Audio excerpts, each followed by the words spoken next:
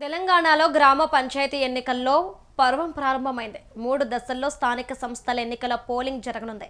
మొదటి దశ notification November 27న విడుదల కాగా, రెండో దశ డిసెంబర్ 1, మూడో దశ డిసెంబర్ 3న రానుంది.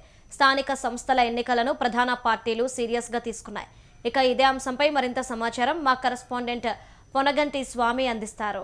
తెలంగాణ రాష్ట్ర వ్యాప్తంగా సార్వత్రిక ఎన్నికలైతే రంగం సిద్ధమైనట్లు కూడా ఇప్పటికే పూర్తి స్థాయిలో కూడా డిసెంబర్ 11, 14, 17లో కూడా పంచాయతీ ఎన్నికలైతే ఇప్పటికే సర్వం సిద్ధమైనట్లు కూడా ఇప్పటికీ నామినేషన్ పర్వం కూడా ఒక మొదటి దఫా జరుగుతున్న నేపథ్యంలో రేపటి నుంచి కూడా 5వ తారీఖు నుంచి కూడా మొత్తానికి ఆ నామినేషన్ల ప్రక్రియ కూడా కొనసాగుతున్న నేపథ్యంలో ఇప్పటికీ తెలంగాణ రాష్ట్ర వ్యాప్తంగా కూడా ఆ సార్వత్రిక ఎన్నికల్లో కూడా ఆ స్థానిక సర్పంచులతో పాటు కూడా వార్డు సభ్యులను కూడా ఎన్నుకోవాలని చెప్పి కూడా ముందస్తు ఇప్పటికీ అన్ని పార్టీల నాయకులైతే చాలా సీరియస్ గా వర్క్ చేస్తున్న నేపథ్యం అయితే ఉంది. అదే విధంగా అంతకంటే ఎక్కువ కూడా సీఎం రేవంత్ రెడ్డి అయితే తెలంగాణ రాష్ట్ర వ్యాప్తంగా అన్ని జిల్లాలు తిరగాలని చెప్పి కూడా ఇప్పటికి తిరుగుతున్న నేపథ్యంలో సీఎం పర్యటన నేపథ్యంలో కూడా ఈ నెల నర్సంపేట అంటే వరంగల్ జిల్లాలోని కూడా నర్సంపేట నియోజకవర్గానికి అయితే ఇవాళ అంటే 5వ తారీఖు నాడు కూడా ఆ పూర్తి స్థాయిగా కూడా ఇక్కడికి పర్యటించిన నేపథ్యం అయితే ఉంది. ఎందుకంటే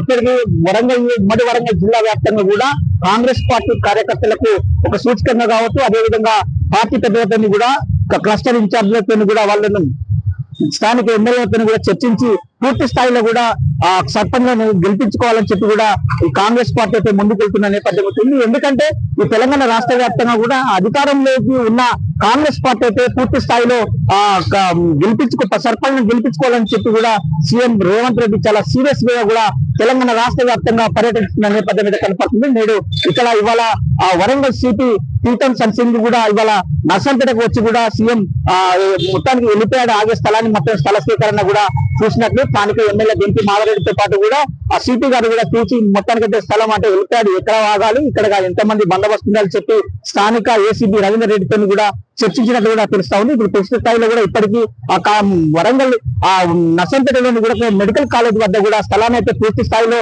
చూసి మాత్రం ఎలాంటి అవాంఛనీయ సంఘటనలు జరగకుండా కూడా సజావుగా సీఎం రేవంత్ రెడ్డి పర్యటన కూడా సజావుగా జరిగేందుకు పోలీస్ శాఖ మాత్రం అప్రమత్తంగా ఉంటుందని చెప్తున్న పరిస్థితి అయితే ఉంది. ఎందుకంటే స్థానిక ఎమ్మెల్యే నర్సంపేట నియోజకవర్గ ఇన్ఛార్జి అంటే ప్రస్తుతానికైతే ఆ కార్యకర్తలను కూడా ఇప్పటికే పూర్తి స్థాయి విజయవంతం చేసేందుకంటే స్థానిక ఎమ్మెల్యే ఎంపీ మాధవరెడ్డి అయితే చాలా కసరత్తు చేస్తున్న నేపథ్యం అయితే ఉంది. ఎందుకంటే ఇప్పటి వరకు చూసుకుంటే చాలా వరకు కూడా అంటే తెలంగాణ రాష్ట్ర వ్యాప్తంగా కూడా ఆ చేసిన సంక్షేమ పథకాలను ప్రజల్లోకి తీసుకెళ్లడానికి ఈ పర్యటన ఒక భాగస్వామ్యంగా, అదే విధంగా చూసుకుంటే స్థానిక సర్పంచ్ ఎన్నికలను సజావుగా విజయవంతం చేసేందుకు మొత్తం పూర్తి స్థాయిలో కాంగ్రెస్ జెండా రెపరెపలు ఆడించేందుకు రేవంత్ రెడ్డి 5న నర్సంపేట పట్టణానికి అయితే చేరుకున్న నేపథ్యం అయితే కనపడుతుందని చెప్పుకోవచ్చు. దాన్ని ఇప్పటికీ రేవంత్ రెడ్డి పర్యటన నేపథ్యంగా ఇప్పటికి నర్సంపేటలోని కూడా పూర్తి స్థాయిలో ఆ సభ స్థలి అక్కడ పోలీసు భారీ బందోబస్తు ఉంటుంది. వెళ్ళిపోయాడు కూడా అక్కడ ఆగుతుంది. మొత్తం పూర్తి స్థాయిలో నర్సంపేట పట్టణంలోని కూడా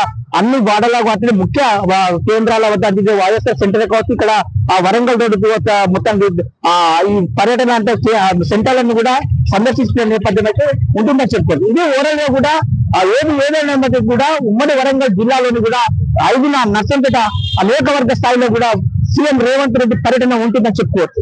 100% బాలుతో స్వామి, మెట్రో టీవీ, వరంగల్.